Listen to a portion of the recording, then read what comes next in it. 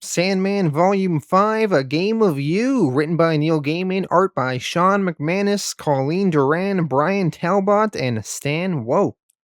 Alright, A Game of You. One thing about comics are that they are a very male-focused media. So a lot of comics are about men fighting other men and very macho and whatnot. Well, Sandman is one of those rare series that really had a large female readership.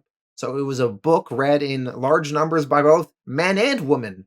And you can see in Sandman, there is a lot of female centric characters and storylines.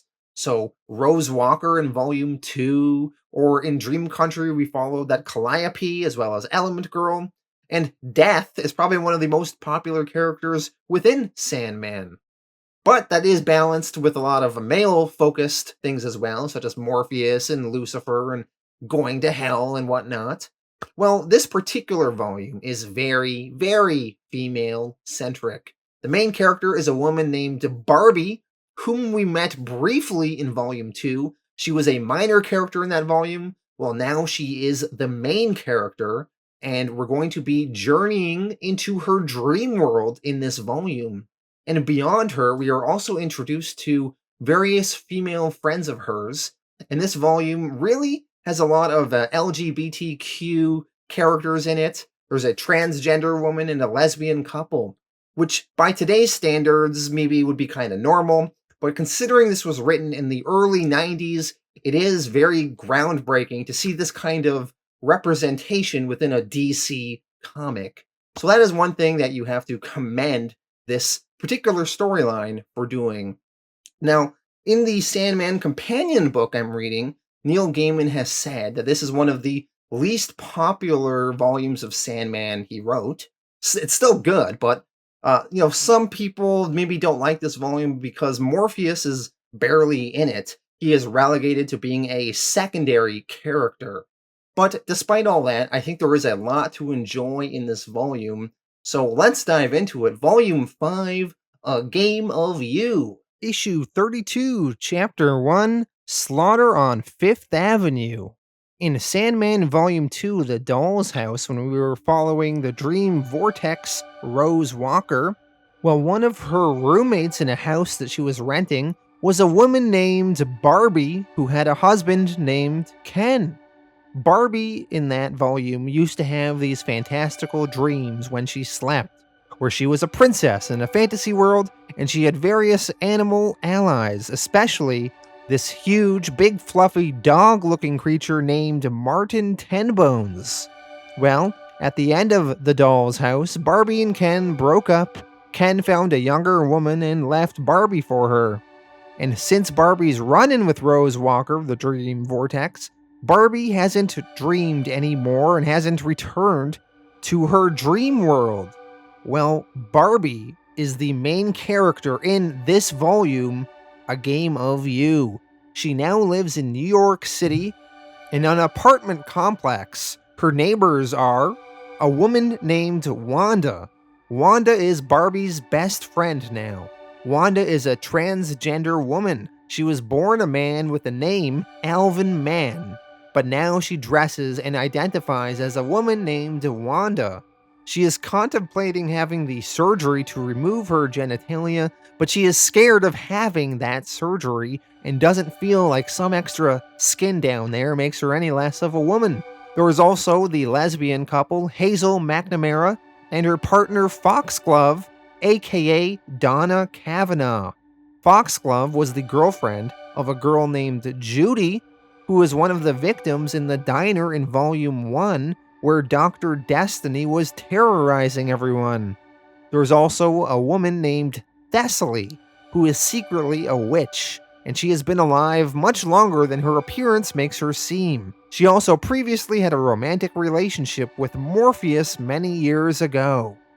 Lastly, there is a quiet man named George, and they all live together in this kind of apartment complex.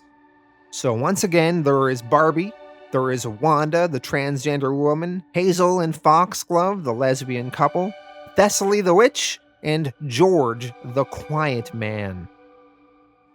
So Barbie, she is sleeping in one day and she is awoken by Wanda knocking on her door. The two of them make some plans to go shopping downtown.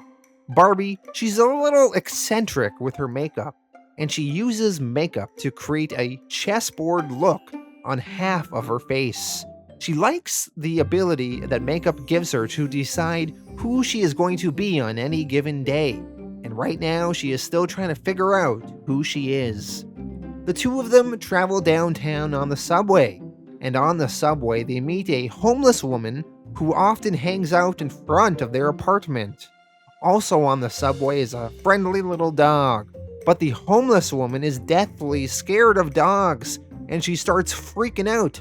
And once the subway door opens, she runs out of it and books it away. The homeless woman, she's running from the subway onto the street, where she runs into a gigantic looking creature that looks like a ginormous dog. Well, that really freaks her out even more. That creature is actually a creature from Barbie's dreams. It is Martin Tenbones, her animal ally. It has somehow made its way from Barbie's dream world into the real world. Barbie and Wanda walk the streets of New York. They stop for coffee for a bit and then they walk on. Martin Tenbones, he looks like shit now, like he's been beat up. Everyone on the street thinks that Martin Tenbones is a vicious beast and has been attacking him. Barbie and Wanda, they see all sorts of commotion on the street. People running, police around. Barbie then spots Martin Tenbones on the street, the character from her dreams. She recognizes him, and she runs over to him.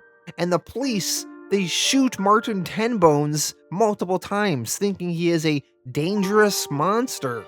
Martin Tenbones is now dying, moments away from death. Barbie pushes her way past the police to talk with him, and Martin sees her and tells her that he came for her. He tells her that her land needs her to come back to fulfill her quest. Now, Martin has something around his neck, something called a porpentine. The porpentine is a dreamstone, similar to the one Morpheus and Dr. Destiny were fighting over in Volume 1. Martin tells her to take the porpentine and return to the land, or someone called the Cuckoo will destroy us all. At this point in time, Barbie or Martin don't know exactly what this Cuckoo is. Martin tells her that he loves her and he's sorry. He promised that he would not leave her side, but then he dies. The police pull Barbie away from Martin, but Barbie managed to grab the porpentine device. We see a glimpse of Barbie's dream world. There are 3 fantastical creatures there and they are talking. They are allies of Barbie. There is Wilkinson the shrew, Pranado the monkey, and Luz the dodo. They are discussing how dire their situation is. Luz the dodo says that he felt Martin Tenbones die. They wonder if Martin managed to find the princess. Barbie and Wanda manage to make their way back home to their apartments. They pass by the quiet man, George, in the hallway. Barbie, now in her apartment alone, looks at the porpentine dream jewel. Ever since Barbie had her confrontation with Rose Walker in Volume 2, and the whole dream vortex, dream meshing stuff happened, Barbie hasn't been able to dream and hasn't remembered her dream world that clearly. But by looking at the porpentine device right now, the memory of her dreams all come flooding back to her. Another weird thing happens then, though. She all of a sudden starts imagining these birds in her apartment, but they appear to disappear and Barbie just thinks that she imagined it. In a different apartment room, though, we see George, the quiet man, and one of the birds flies back to him. and he devours and eats it whole, and it sort of crawls into his mouth.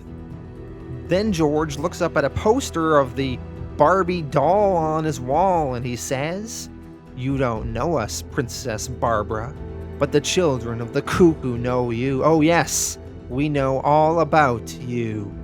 So this George, he is some sort of dream creature. He works for the mysterious figure from Barbie's dream world known as the cuckoo, and he was sent here to the real world to spy on Barbie.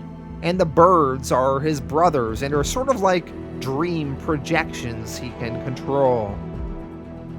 Issue 33, Chapter 2, Lullabies of Broadway. Barbie in her apartment is visited by her neighbor Hazel, who is in the relationship with Foxglove. They have a heart-to-heart talk, the two of them. Hazel reveals that she thinks that she is pregnant. Barbie wonders how is that possible since she's in a lesbian relationship. Hazel explains that Foxglove was away one night and one of Hazel's male co-workers gave her a ride home, and they were both a little bit drunk, and he asked if he could stay over, and she said, sure, and it sort of just happened. Hazel feels incredibly guilty about it. It was a one-time thing, an accident. She's gay. This is the first man she's ever been with, and she really loves Foxglove. Barbie tells Hazel that she should buy a pregnancy test and then go see her doctor. Then she should tell her girlfriend, apologize, and the two of them should figure out together what they should do. Maybe she can have an abortion, or maybe she can keep it. Later that night, Barbie, she is drifting off to sleep, watching TV. Before she falls asleep completely though, Nuala visits her. Nuala is the fairy that was given as a gift to Morpheus' last volume by Chloricon. Well, this Nuala, she was ordered to watch this Barbie, but she decided to warn her this night. Nuala appears to Barbie and tells her, "Hello Barbie, my name is Nuala. I'm rather new at this. In fact, I probably shouldn't be here at all. You have to be careful. They won't tell me very much, but there's something bad on the way." Nuala then disappears, and Barbie, she falls asleep, and she enters her dream world. There she is visited by her friend Wilkinson the Shrew, who says to her, "Oh, it's you. Well, you took your time, didn't you?" It's late at night, and all the other women in Barbie's apartment fall asleep. Hazel, Foxglove, Thessaly, Wanda, they're all asleep except for George. George, the dream creature, he opens his chest, and his brothers, these birds, they fly out of his chest, and they fly over to the others in their various apartment bedrooms. The birds are here to give these various people bad dreams. Wanda, in her dream, dreams of a bizarro Superman knockoff named Weirdzo talking to her.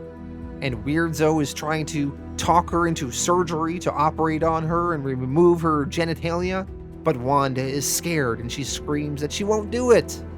Hazel, she dreams of her baby being born all monstrous. And Foxglove, she dreams of her dead girlfriend Judy. Thessaly the witch, though, she manages to combat this.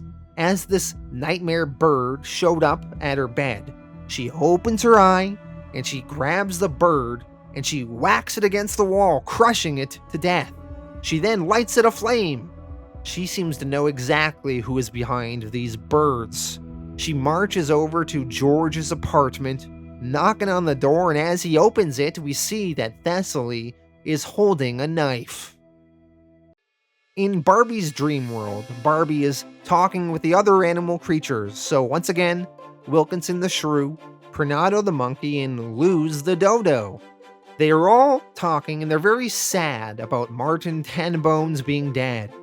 They reaffirm their need to finish this mission. As long as Barbie has the Porpentine device, and the monolith device in this world known as the Herogram is unbroken, they have a chance. The four of them are not exactly sure exactly what they need to do, but they are compelled to travel to this place called the Brightly Shining Sea, and there they will perhaps be able to save the land. In order to get there, they will need to cross a mountain range, avoid the Black Guard, and avoid the Citadel of the Cuckoo. Barbie says, well, we better get going. Issue 34, Chapter 3, Bad Moon Rising. Hazel and Foxglove wake up in tears from their terrible dreams. Thessaly, she knocks on their door and checks in on the two women. She asks them, "Did you have bad dreams?" And they confirm that they did. Thessaly then checks in on Wanda, who is also crying, and she also had bad dreams. Wanda's dream was particularly tough on her. She is still distraught over it. Thessaly then says that Barbie is the one who she is most concerned about. All four of them go over to Barbie's apartment door, and they knock on it, but there's no answer. Wanda says she has a spare key, so she gets it, and she lets them all into Barbie's apartment. And there they find Barbie sleeping, with that porpentine device in her hands, and it is shining and glowing. And Barbie, she is zonked out. She cannot be awoken. Thessaly the witch is more concerned now. She feels the need to jump into action to help Barbie. She tells the girls to meet them in George's apartment. Bring Barbie, but don't take that glowing jewel device away from her. Thessaly suspects it's the only thing keeping her alive. Thessaly says she has to grab a few things from her apartment first. So they go to George's apartment and they place Barbie on the couch. And Hazel notices that George has a Barbie poster on the wall, and it's really creepy. Thessaly then shows up with a bowl and some other items. Wanda, Hazel, and Foxglove ask where George is. This is his apartment after all. Thessaly coolly and calmly, like it's nothing, comments, "Oh, George? He's dead in the bathtub." See, Thessaly, she killed him. The three girls run to the bathtub to check it out, and sure enough, George is in there, dead. The three girls all start panicking. They're gonna phone the police on Thessaly. They gotta report George's death. Thessaly tells them, "No, you aren't." Wanda, angry and upset, says, "Sure, George was a creep, but you can't go around killing people." Now, Wanda admits she doesn't like the cops more than anyone, but she's gonna have to report this. Thessaly, though, because she's a witch, has some sort of power to stop the girls from attacking her, or trying to phone the police, or trying to leave the apartment they are in. She explains this to them. Wanda doesn't care, though. She says, "Read my lips. I'm leaving. Don't try to stop me." But as she tries to move, no matter how hard she tries, she can't. She is stuck, unable to move. Thessaly tells Wanda, "Sorry about that. I honestly don't mean you any harm. I may even need your help." The other girls ask if Thessaly is gonna kill them too, but Thessaly explains, "Why would I do that?" See, the thing with Thessaly is that she is driven by her own preservation and has no problem killing, though she isn't malicious. She would only harm those that would attempt to harm her or others. Thessaly explains how George was sending these birds. They were sort of like dream projections, and he was sending them around the place to give all of them bad dreams. Now, Thessaly, she knows Barbie is tied into all of this somehow, but she doesn't understand how. So, she is going to get George to tell them, even though George is dead. Thessaly, she knows some sort of gnarly witchcraft shit, and she can use it to get George to talk. So, she goes over to George, and she cuts off his face, and rips out his eyeballs, and bites his tongue right out of his mouth. With all of that, she nails it all to a wall, nails the face, puts the eyeballs in it, and puts the tongue where the mouth should be. and then she starts talking to it. And somehow that gets this George to talk from the dead. George explains, "The cuckoo sent me here. It came to me, night after night in my dreams. It showed me the woman, Princess Barbara. She was promised me. The cuckoo promised me many things, many wonderful things. It sent me my brothers, yes. For the first time I was not alone. They lived inside me. Even in the dark they whispered to me, comforted me, loved me." Thessaly asks, what was he trying to do here tonight with the birds? And George explains that the cuckoo needed someone to destroy the Porpentine Dreamstone device that Barbie has. Thessaly asks, what is this cuckoo? But George does not know. George then asks Thessaly to let him die. He says, "Please, let me die." But Thessaly just uses her witchcraft and tells him silence, and George is forced to obey her. Thessaly then has the other girls help her. Together they need to save Barbie, and to do that, they need to go into her dreams. Thessaly explains, there are two ways to get into another's dreams. There is the Dream King, she is referring to Morpheus, or they can go by the Moon's Road. She thinks the Moon's Road will be easier. So there's a weird ceremony that the girls have to perform. She says she needs someone's menstrual blood for it. She says that Wanda is a man and Hazel is pregnant, so it will have to be Foxglove. Foxglove is shocked that her girlfriend Hazel is pregnant? What?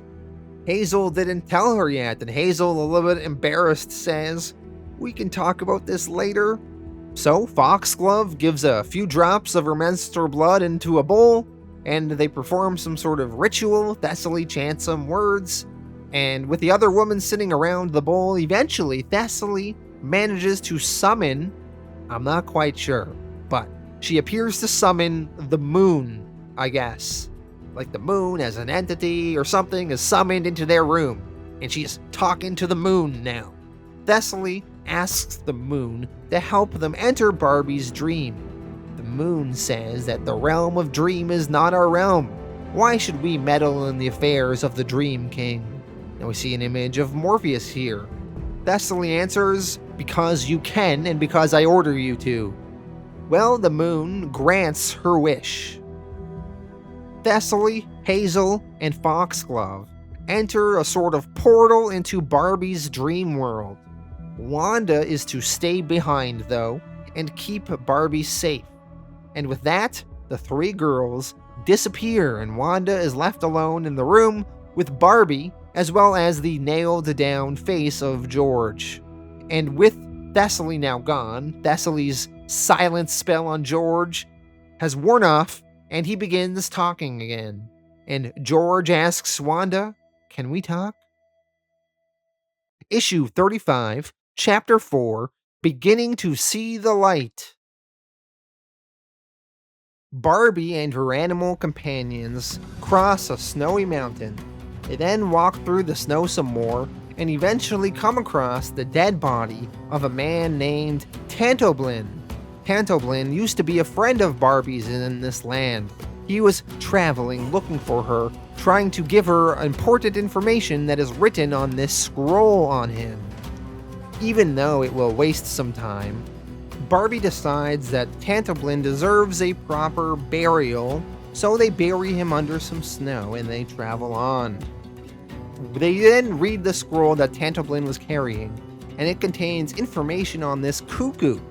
It talks about the literal cuckoo bird, and how that bird will lay its eggs in other birds' nests to spare itself the effort of taking care of its young.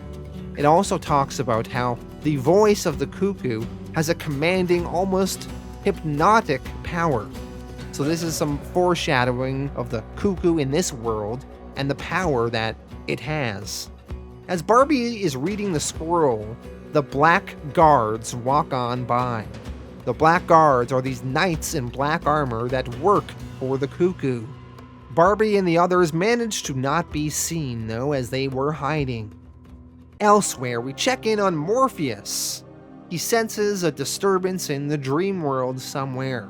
Whatever is going on in Barbie's dream world is not right, and it's affecting him.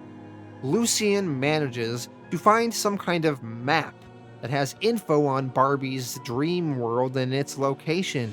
It is a map of some sort of rocky island. Morpheus thought that that particular area had crumbled ages ago and had been forgotten and void. Well, he says that now they must wait and see how things fall there. Nuala, who is also in the room with Morpheus and Lucien, she tells them that I was told to watch the dreams of the mortal woman, Barbie, and to not do anything. But she admits, well, I did something. When she first started to dream, I sort of tried to warn her that there was bad stuff going down. I couldn't just stand by and not do anything. I thought I should tell you. I'm sorry. Morpheus tells her, I see. Thank you for telling me. He then tells her, you did the right thing. Nuala is relieved that Morpheus was not angry with her. In the dream world, Barbie, Wilkinson the shrew, Pernado the monkey, and Luz the dodo, they all continue their journey. They are now past the snowy area and are in some sort of forest. The whole place has a very Lord of the Rings kind of vibe to it. They are all not quite sure exactly what Barbie needs to do to save the land, but believe they need to travel to the sea. Well, one day as they were traveling, Pernado the monkey scouted ahead for them. He would often climb the trees and see if he could spot a pathway for them, but on this particular time he didn't come back. So eventually Barbie, Wilkinson, and Luz had to walk onward, and they found Pernado the monkey hanging dead from a tree. Eventually the trees came to life. They are actually creatures called tweeners, and they also work for the cuckoo. They are the ones that killed Pernado, these tweeners. These tweeners start to try and attack Barbie and her companions, but the Porpentine Dreamstone starts glowing, and it lights a way for Barbie and her friends to safely make their way out of this forest. Eventually they reach the outskirts of the forest and they see the sea down below. Barbie asks, where do they go next? And she is told that they have to go through the town and down to the Isle of Thorns. Luz the dodo tells Barbie and Wilkinson to stay here. He'll go down to the town and fetch some of the resistance, and they will help them, and they can hide Barbie for as long as is needed. Elsewhere in the real world, in New York City, Wanda is talking to that face of George. And George, he's mocking Wanda and calls her a man. Eventually, George warns Wanda that Thessaly really messed things up with that spell of hers she did. She messed with the moon. She called the moon down from the sky. It's dangerous to mess with the moon. It'll mess with tides and weather, and it might cause a storm. Back in Barbie's dream world, Luz the dodo returns to Barbie and Wilkinson. Only Luz is a goddamn double agent and is working for the cuckoo this whole time. And he brought the black guard with him. Wilkinson tries to defend Barbie. He stands in front of her and he tells the black guard, you want her? You'll have to take me first. And he gets easily killed. One of the black guards slashes at his throat. Barbie is then taken prisoner and she is paraded through the town, all the way to where the cuckoo lives. Barbie, seeing the place that is supposed to be the cuckoo's citadel, the cuckoo's stronghold, well, it isn't a citadel. She says, this was my old house in Florida. This is where I grew up. Issue 36, Chapter 5, Over the Sea to the Sky. Barbie, now in the cuckoo's house, is looking at her childhood home in Florida. She sees a fish on the wall that her dad caught and was so proud of, as well as various other memories in the house. Eventually, she meets the cuckoo. The cuckoo is a little girl, but not just any little girl. The girl is a version of Barbie when she was a little girl. It's a little version of her. Barbie is distraught. She blames the cuckoo for killing Martin Tenbones and her other friends. The cuckoo answers, "They aren't dead because of me, they are dead because of us. I'm almost you." Barbie, confused, asks, "What is this, some kind of moment of revelation like in the books? Is this where I find out I was abused as a child and I've been blocking it all these years? Is that what you are?" The cuckoo answers, "You aren't abused as a child, Barbara. Your childhood was dull, quiet, and boring. You had 2 doll parents and a doll house and an overactive imagination." So Barbie, she created this dream world because she was just a dull, boring girl that loved to read and had an overactive imagination. And she dreamed of a magic land where she was a princess, and she populated that magic land with her childhood toys.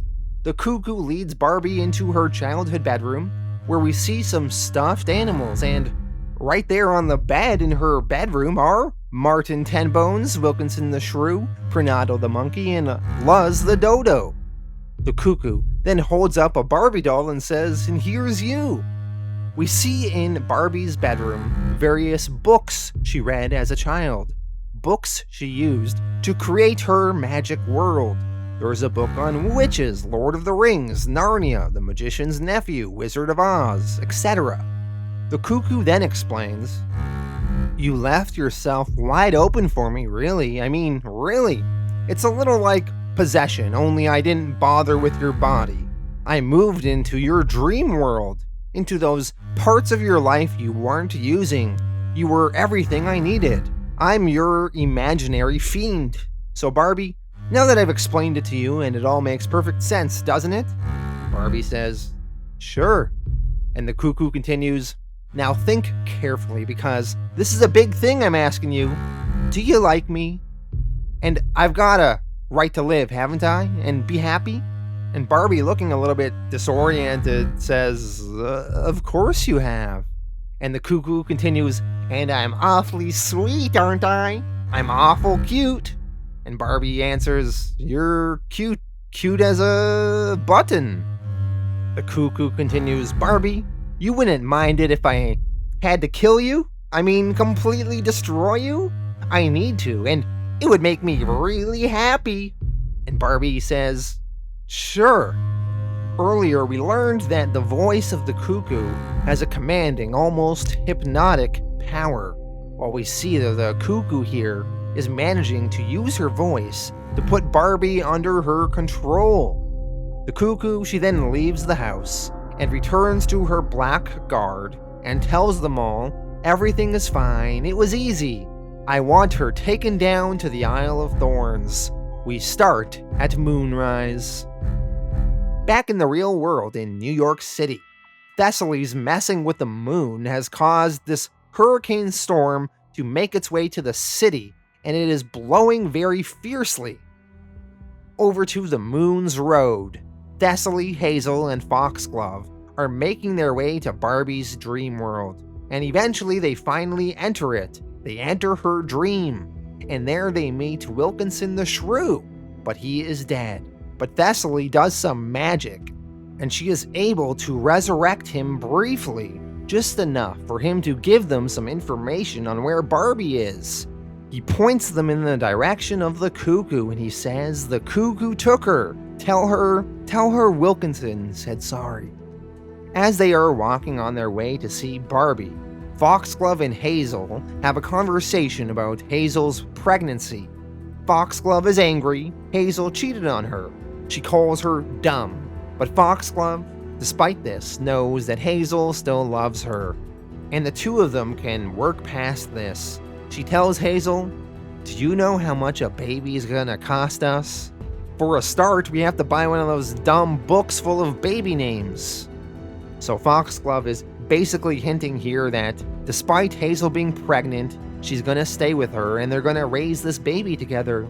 The two of them hold hands and reaffirm their love for each other. Back in the real world in New York City, Wanda is with George the Face, and they are still bickering back and forth.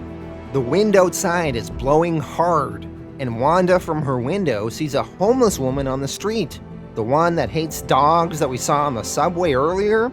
Well, the wind blew some stuff into her and knocked her over and injured the homeless woman. Wanda, she runs downstairs to the street to help the woman up, and she brings the woman back to the apartment with George in it so she can get out of the storm. The Cuckoo and Luz drag Barbie.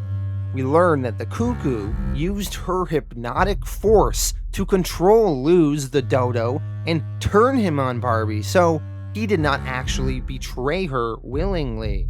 They drag Barbie's body to a monolith which lies in the Isle of Thorns. This monolith is called the Herogram. It is a single great stone marked with the Japanese letters, and it spells out dreaming. The Cuckoo explains to Luz that she wants to get out of this land. She doesn't like being confined to this tiny world. There must be hundreds or thousands of other dreamlands out there, and she wants to escape from this one to go see them. She is constricted here. She needs to fly. Eventually, Thessaly, Hazel, and Foxglove make their way to the Cuckoo, Luz, and Barbie. The Cuckoo sees them and decides to switch her persona, and she starts acting, and she runs over to them and she pretends to be this scared, innocent little girl, and she's crying, and she points to Luz the dodo and says, "He's the Cuckoo!"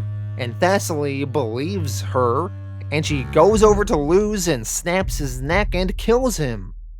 The real Cuckoo then talks to Thessaly calmly and hypnotizes her as well as Foxglove and Hazel, and she makes them sit quietly while she finishes what she needed to do.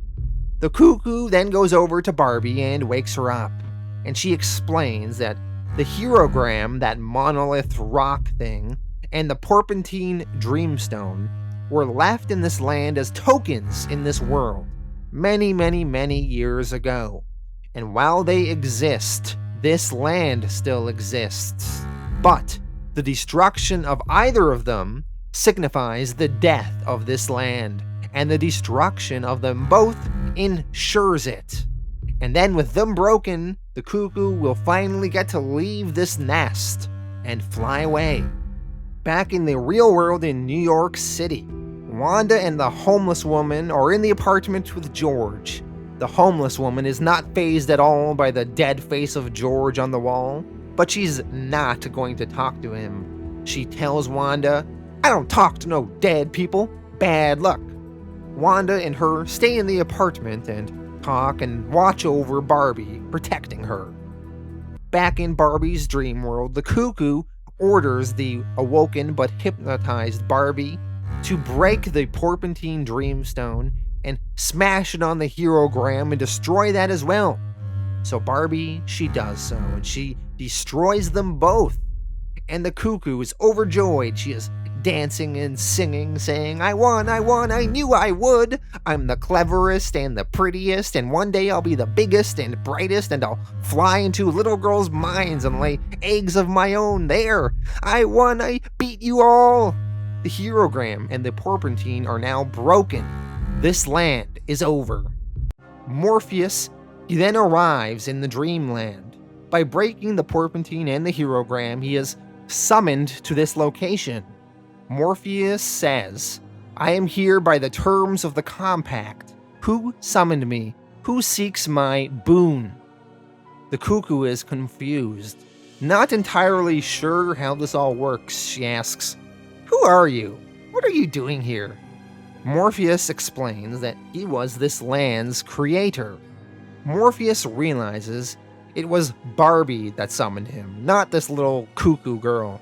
By Barbie breaking the Porpentine and the Herogram, Morpheus, he must come here and unmake this land. But he must also offer whoever summoned him a boon. A boon is a timely benefit or a blessing or a favor or something that is helpful and beneficial. So it's kind of like a wish in a way. Morpheus also realized that Barbie does not have control over her own mind right now, but he has the ability to undo the Cuckoo's control and give Barbie and her friends their minds back. And he does so with ease, kind of just pointing at them, and all of a sudden, their minds are their own once again. And Barbie and her friends' minds become clear and they react to their surroundings. and Barbie rushes over to her friends and gives them a hug. Morpheus, he then tells them all to be quiet, while he starts unmaking this land, and it starts dissolving, and the dream creatures in the land all walk to Morpheus over at the Isle of Thorns, and one by one, they march into Morpheus's cloak. And lastly is a woman in a white dress, and she has a scar on her face, and her name is Alienora, and she was actually the original inhabitant of this dreamland. Her and Morpheus used to be lovers. Alienora and her backstory and how she wound up being the original inhabitant of this land is explained in the Overture prequel comic. I'm gonna quickly go over it a little bit right now. So in the Overture comic, Alienora and Morpheus used to be lovers, but eventually Morpheus's love faded, because he likes to get around, you know. And he told her that she was free to leave his kingdom, he no longer wanted to be with her. But Alienora, having spent so much time in dreams with Morpheus, knew that waking up would destroy her. So Morpheus created a realm for her inside the dreaming. He gave her a space of her own, an island at the edge of the dreaming, which would entirely be hers, and she could populate it with creatures from her own imagination. And if Alienora ever wished to leave it, she would have to smash the Porpentine Dreamstone, which maintained the land. By smashing it, it would summon Morpheus, who would then unmake this little pocket world. Now, Alienora, she lived in this dreamland for a while, but eventually she died in this place. And the dreamland passed on to many other girls to use as a private escape from their reality. And eventually, it made its way to Barbie. And Barbie herself would alter and transform this dreamland herself. But now that the Porpentine Stone has been smashed, as well as the Herogram Rock, that is what caused Morpheus to arrive now, to fulfill his terms of the pact he made with this Alienora. Morpheus tells her, "I am here, Alienora, by the terms of the compact." Alienora, a little confused, her memory perhaps hazy from many years of being here, replies, "I see. And what now?" And Morpheus answers, "Now it ends." Alienora asks, "How long has it been?" And Morpheus answers, "A long time, old love. Your land has been home to many since your day." Alienora curtsies to him, they bow to each other, and then she was gone. Morpheus then contained the entire world as sand in his hands, and he crumbled it into dust. And with that, the world was basically all gone here. All that was left was a small patch of land that they were all standing on, and the rest was pretty much all gray. With that all taken care of, Morpheus turns his attention to the rest. He chastises Thessaly for what she did. The two of them also used to have a little bit of a relationship back in the day. He tells her that the moon has tumbled into the sea in this place, and that the moon's road cannot take Thessaly, Hazel, and Foxglove back to the waking world. They are stuck here now. He says that you are trespassing here without my consent, and Morpheus says that he is displeased and they are in trouble. Back in the real world in New York City, because of the moon being gone for a bit there, and the hurricane is now rocking the city, and it completely destroys the building that Wanda, the homeless woman, and Barbie's sleeping body are. The building crumbles from the wind and comes falling down, and the roof tiles and bricks collapse in on all of them. Issue 37, Chapter 6, I woke up and one of us was crying. The Cuckoo, Thessaly, Hazel, Foxglove, Barbie, and Morpheus are all talking. Morpheus still has to grant a boon to Barbie, and once he is done, he may leave this land. Barbie asks if Morpheus is going to do something about the Cuckoo. Morpheus says he has done all he came here to do today. He has come to unmake this land, and he has done that. He does not care what happens to the Cuckoo or the rest of them. Barbie says that the Cuckoo must be stopped. She's dangerous. She's evil, Morpheus replies. Dangerous, perhaps, but evil. She acts according to her nature. Is that evil? And your friend Thessaly, she wanted to kill her. Should I kill Thessaly for you also? Thessaly eventually asks Morpheus what will happen when once him and Barbie leave this land. Morpheus says that they will be stuck here. Hazel pleads with Morpheus, crying at the realization that they may be stuck here in this empty land for the rest of their lives. She says, but we only came here because we thought Barbie would be in trouble. And Morpheus, uncaring, says, so you said. Morpheus then turns his attention to Barbie. He explains, Barbara, when I first created this land, quite some time ago, I made a compact with the woman whom I created it for. It was a compromise. But she died, and the compact remained uninvoked. Well, now you have invoked the compact. The first half is completed. The land's time is done. I have unmade it. Now the final pact only remains. You may ask a boon of me. Barbie thinks on it. What should she wish for? Thessaly says that she should wish for Morpheus to kill the cuckoo, and then she'll figure out how to get them all home somehow. Barbie tells Thessaly to shut up. She's got a boon. Barbie instead decides to use what she calls the Dorothy option, in reference to Dorothy in The Wizard of Oz. She tells Morpheus, I want to send us all home. Me and Hazel and Foxglove and Thessaly. I want us all back, safe and sound. Morpheus answers, very well. The cuckoo asks, does that mean I can fly? Can she leave now? And Morpheus answers, yes. The cuckoo tells adult Barbie, thank you. She then walks away and turns into a black-feathered, colorful bird, and she can finally fly away and leave this land. Eventually, Morpheus, he would send them all back. Later on, back in the real world, Barbie eventually woke up in the waking world. Her entire apartment had collapsed. The only reason she lived was because that homeless woman was on top of her and cushioned all the falling rubble from killing Barbie. But the homeless woman died, as did Wanda, Barbie's best friend. So Barbie, she decided to leave New York City after that. She traveled on the Greyhound bus for 3 days to get to Kansas for the funeral of Wanda. Wanda, her friend. Now, Wanda's parents were not very understanding of Wanda dressing as a woman and identifying as a woman. They did not respect Wanda's wishes. They were embarrassed by her. So when Wanda died and her body was sent back to Kansas for burial, Wanda's parents had her hair cut and put her in a suit and dressed her like a man. And they pretended like she was never this woman. And they buried her under her birth name of Alvin Mann. Barbie, at the funeral, was introduced to Wanda's mom.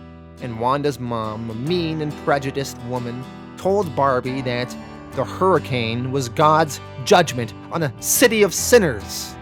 As the funeral is going on, the mother tells someone that she doesn't want that Barbie coming back to the house for coffee and cake afterwards along with everyone else, especially with everyone we've got coming over. This town is going to remember Alvin as the God-fearing child that he should have been. A woman tells the mother that she isn't being hospitable to Barbie. Barbie was Alvin's friend, and she came a long way to be here. The mother doesn't care though. She answers, well, I didn't ask her to come. After the funeral wraps up and some leave, Barbie gets a moment alone with Wanda's grave, and she talks to her for a bit.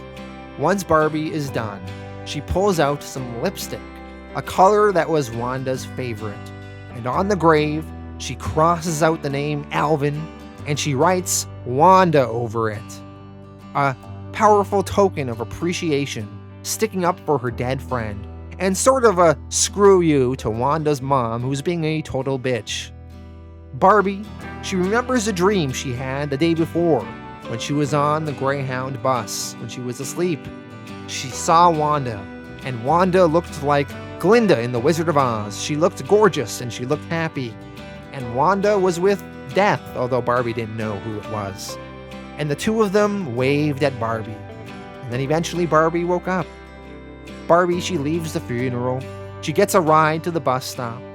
And she is going to continue her journey onward to someplace new. And that is the end of Volume 5.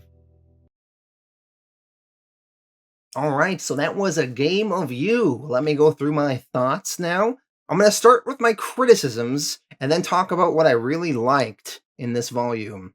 So, firstly, I thought this volume was a little bit complicated and convoluted with regards to how the dream world worked, and this Alienara woman, and the Porpentine device, and the Herogram, and how you smash it, and it summons Morpheus, and he unmakes the world. It can be a lot to figure out when you're going through this story for the first time.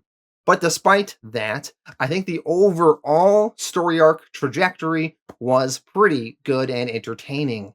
I liked a lot of the characters in this volume. So Barbie and her various friends, Foxglove and Hazel, seeing their relationship and their working through their little issues there where the one girl cheated on the other and now she's pregnant. That was good. Wanda was an interesting character. Rarely do you see a transgender woman in comics and you really care for her, especially when she dies. And you see the way her parents treat her, burying her in a suit and cutting her hair and writing her male name on her grave. And you know that she would hate that. So it's a very powerful moment when Barbie crosses out her male name and writes Wanda on it. So that was really great stuff in this volume. I thought the dream world was pretty fun, seeing Barbie team up with these animal companions, journeying to see this cuckoo. And then when we meet the cuckoo, she is pretty creepy, kind of a cool villain, and kind of fun to see that all play out. So I did enjoy this volume. I mixed on certain things, but I thought it was pretty solid. Maybe I would have liked to see Morpheus more and sort of continue on the overall trajectory of the Sandman story, where this one feels a little bit of like a side story, but still solid stuff. I'm going to give it an 8 out of 10. Thank you all for watching. I'll be back in the future with Volume 6.